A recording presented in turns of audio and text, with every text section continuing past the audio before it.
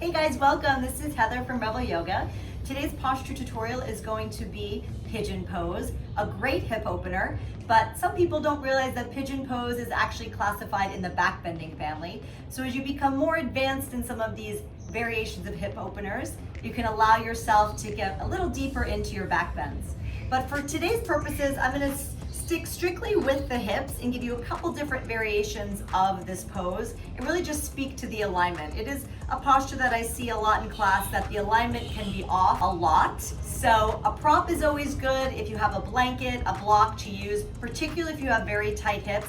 Sometimes it's really nice to have that to kind of cradle the hips under. So I'm just going to give you a side profile and a frontal profile so that you can kind of see what I'm talking about in alignment here. So just coming from the side here, I'm going to start from a tabletop position and I'm going to be taking pigeon on my left side. So I'm going to extend my right leg back and I'm going to draw my left knee to my wrist here. So my shin here is going to be at an angle. Some people can bring the shin up so that it is like parallel to the top of your mat, but my hips don't allow me to do that. So if you see it from the front version here, you want to make sure your knee is going to just be a little wider than the hip. It's not in here, it's out here, and my knee, again, when I step it through, or draw it through, I should say, my knee hits my wrist. So you'll see my weight is now centered. I'm not rolling to one side, which is another common mistake you see. You really want to keep that weight centered, and the back leg here is going to extend back nice and long, and you can point the toes. Some people like to flex the foot, so you can play around with that. There's no right or wrong there.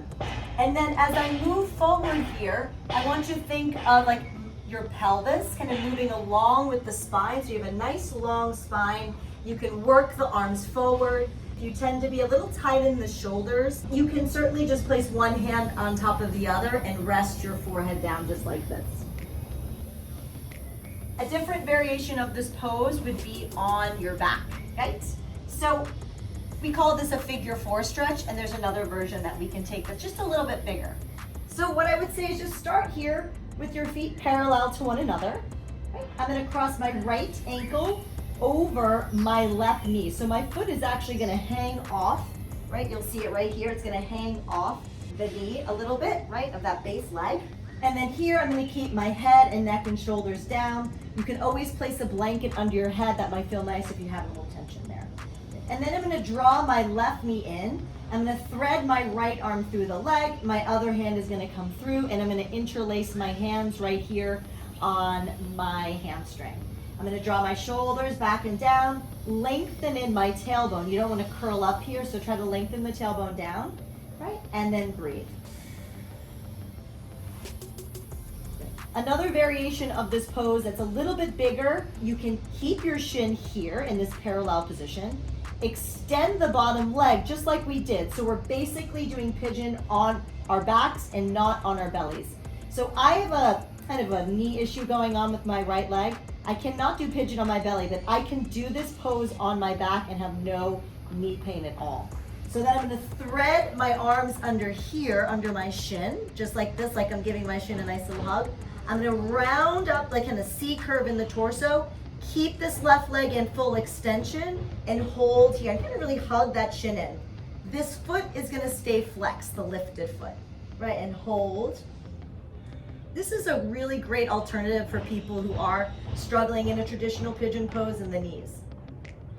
And you remember, you never wanna have any knee pain when you are in a hip opener like this. That's really, really important to know. So you can see as we do a pigeon pose, right, and we work that extension of the back leg, how it can prepare you eventually to come into a back bend. And you can drop the head back, right? But that's getting into a whole other field of postures here. So if you have any questions here on pigeon pose or any hip opener that I did here on my back, a figure 4 stretch, another variation, a double pigeon, you can always reach out to me. My name is Heather, and I am at Revel Yoga. You can email me at hello@revel-yoga.com. Again, I always love to talk yoga, especially if you are kind of struggling through some poses and you need a modification. I'm totally here to help you out. Thanks so much for joining me, and I will see you guys next month with my next tutorial.